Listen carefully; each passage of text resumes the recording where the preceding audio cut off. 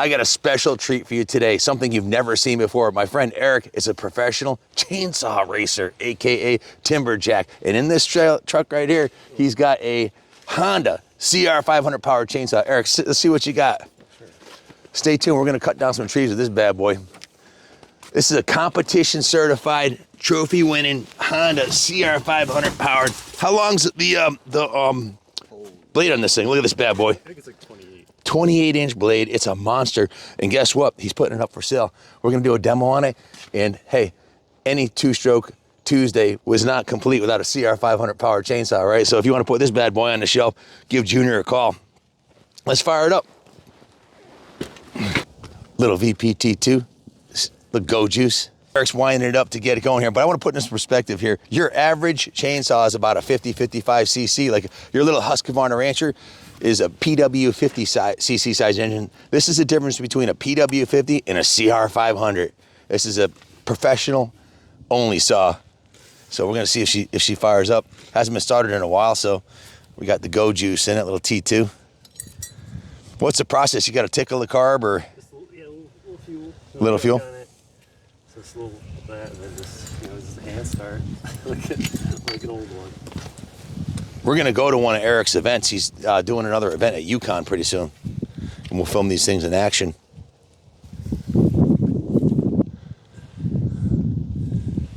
Get the sun. Hell yeah. Hell yeah, Cletus. The sound of freedom. You film the whole thing. Look back. Look at the expansion chamber on that thing, man. You definitely want to wear chaps so you don't burn your leg, or and ear protection, because that is, I don't see a muffler on it, is there? It's just straight. A pipe like that, this thing should be putting down somewhere in the area, 65 horsepower at the chain. Yeah. Be careful. Be careful, kids.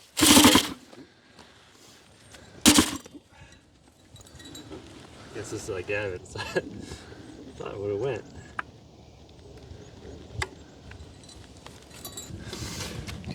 The ultimate CR500 aficionado's toy.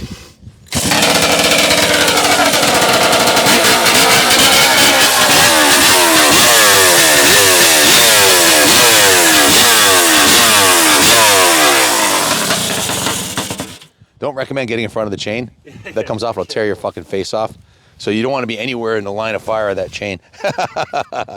Is this a competition spec log? Yeah, this is about 14 inches or so. It's this white pine. It's usually what they cut here in North America. I guess if you're racing through the log, everybody has to use the same type of log. Otherwise, yeah.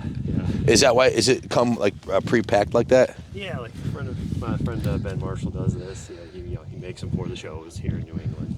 When is your next show? I'm sure we have a lot of viewers that love to go see some two-stroke chainsaws. It usually kind of floats, like it's a fundraiser for like the Yukon College, so it's usually like probably like early spring. Early spring. Guys, stay tuned. I will definitely let you know when he's doing the event here, right in Connecticut. We'll go down and see some big bore. What's the biggest bore they use for a chainsaw?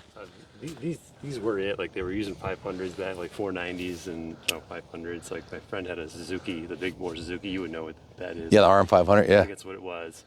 And they were just too big because a lot of guys couldn't really get 3 cuts super fast anymore. So everybody's kind of switches back to they're using like the big bore CR250s, like the 310s. And those are probably putting out like 35, 40 horse, maybe 42. That seems to be what's winning the races these days. Do you dyno those at all? I don't think anyone's ever been on a dyno. No, we have a dyno, but I don't know how you need a wheel. They talk about crank horsepower and rear wheel horsepower, because on a motorcycle you have the parasitic drag of the big heavy wheel. Right. I'm thinking that our stock 500s are putting on 52. One with a pipe and a big carb like this is in the 60, 62 range with some porting. And I've seen them go as high as 78 with radical hill climb porting. I'm wondering, since you're coming right off the crank, because it's about 20% more, I'm guessing that you're putting down a lot more horsepower at the chain than a motorcycle would, 15-20% more. So this thing could be putting down 75 horsepower to the log and to the wheel. That's crazy. It's insane. So, but the 250s, I know even on motocross, sometimes a smaller bore bike like a 125 or a 250 will beat a 500 on a real tight track because it's easier to handle it. And I guess it's the same thing with a saw. There's probably some spots where this will be faster. Yeah, like out west when there's like a bounty log, that would be these are like the king out there. But around here, like this, like through this size of wood, that's like like this Hondas are king of the mountain right now. When you compete, are there different classes? Is there like a 125 or 250 500 class or? We run, yeah. What's the biggest bore two-stroke you ever seen? Was it a 500 or? Yeah. Okay. I wonder if a Mako 700 chainsaw could be a thing. They're still making those engines. That's awesome. That'd be insane. Yeah, those are putting down in the at the rear wheel in the 70 horsepower range. About 10 to 20 more, 10 more than a hopped up 500 and 20 more than the stock one. They're insane. So yeah, let's see what this bad boy will do. We'll rip through this log here. We got a little David versus Goliath here. My trusty 550 XP. Now this has got the JARD, John Adamy Racing Development porting and pipe on it. It's kind of like a kitted PW50. Let's see what she'll do. Can she hold her own against the big Mac Daddy 500 CR? Do it like the pros. Dead engine start, right? 3, 2, 1. Oh, come on.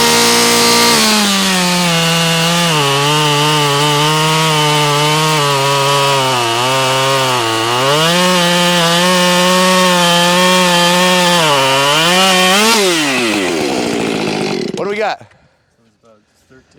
14:31. 14:31, my new record time. Now let's see what the big dog will do. What could go wrong? Chain will just come loose. Chain can come loose. Okay. We got the family jewels covered here. I got 3 kids already. I'm all set, but I like them where they are. So, all right, let's send it.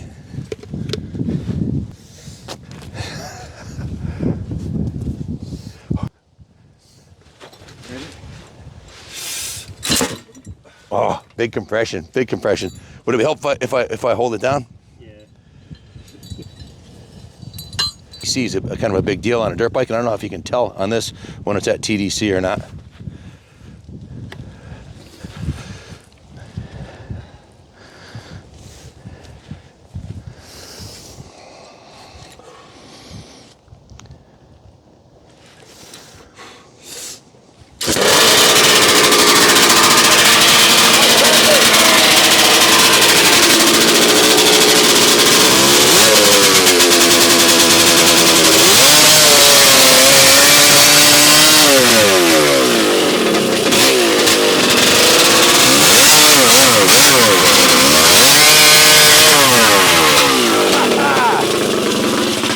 Wow, how many seconds was the first one? It was a little over 4. 4 seconds, so like 3 times faster. He told me not to rev it too high. He goes, "You're a good guy. I hate to see it happen to you." So I was a little scared. But that was awesome. It's definitely, like I was holding it back. I wasn't pushing it through. You want to show us how the pros do it? Sure. All right.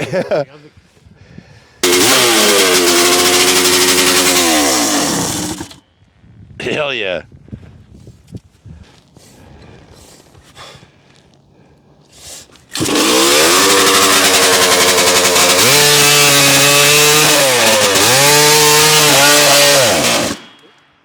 Holy shit, do you hear that reverberation across the trees, man? Right. It was 2 seconds on the way down. It was 1,000, 2 1,000.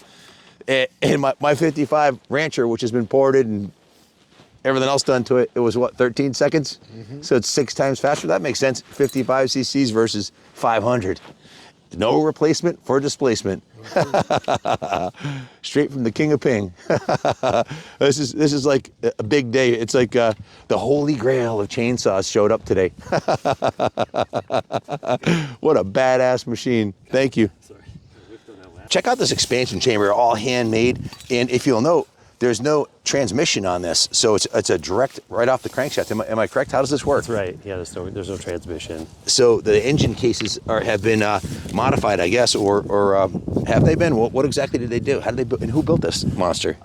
It was built by a gentleman in California. Guy's name's Dennis Cahoon out there. Nice guy, still building saws to this day. Built some of the fastest.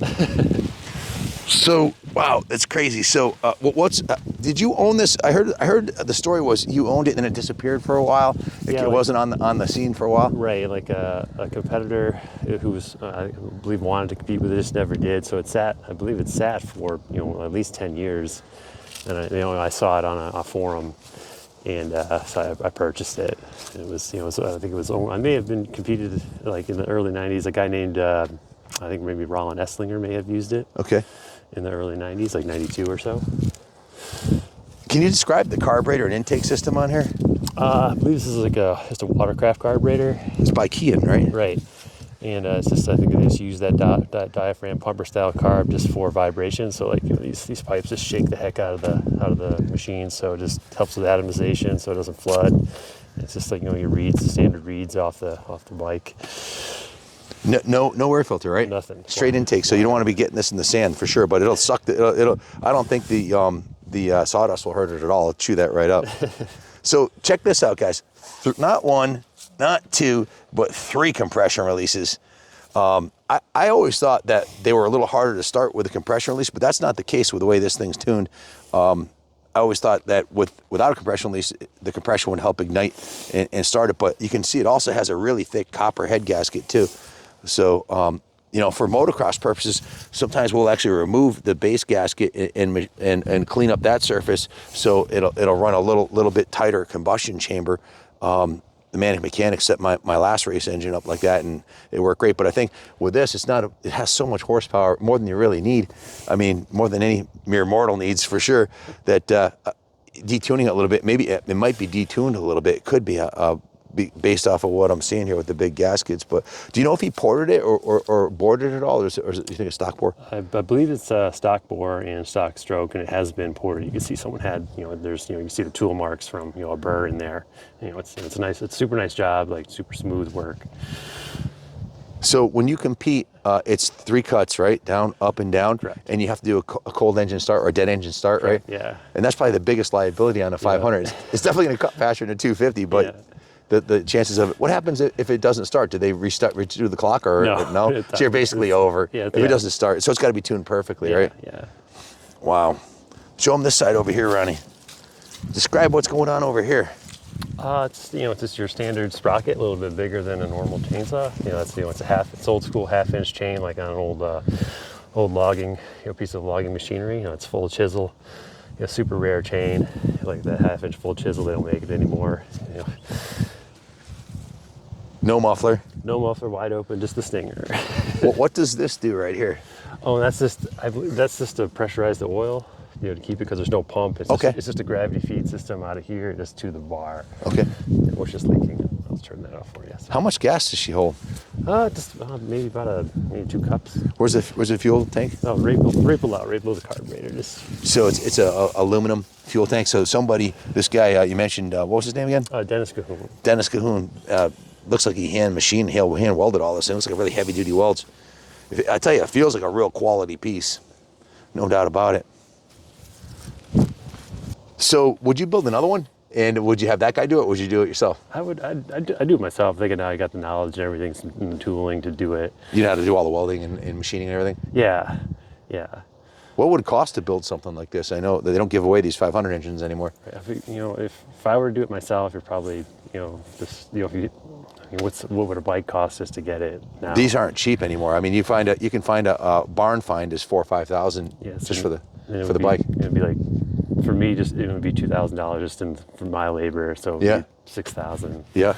So they're not for the lighthearted, but if you're going to compete, you got to have a powerful machine.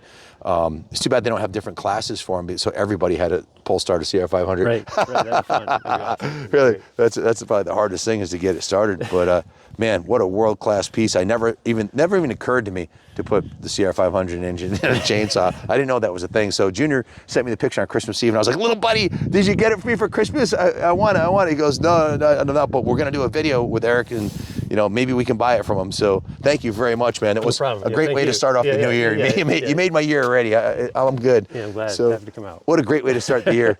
CR500 chainsaw. Lots more to come, folks. Awesome. Yeah. Thank you one more time. What a great way to start out the new year. And I hope you guys enjoyed this half as much as I did. Thanks for watching, and God bless America.